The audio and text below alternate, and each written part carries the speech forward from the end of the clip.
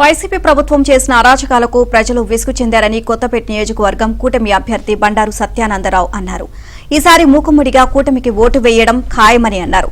ప్రచారంలో భాగంగా ఆయన కొత్తపేట మండలంలోని మందపల్లి, ఏనుగు మహల్, శీలంవారిపాలెం, బోరుసువారిసావరం, బాలయోగిపేటలో ఆయన ఎన్నికల ప్రచారాన్ని నిర్వహించారు. ఈ సందర్భంగా బండారు సత్యానందరావుకు ప్రజలు బ్రహ్మరథం పట్టారు.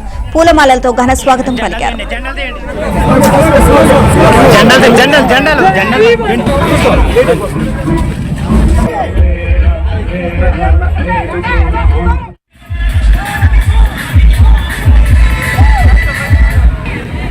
మహిళలు రావాలని ముందుకెళ్ళాలి అన్న, ముందుకు పంపించాలి. సీనన్న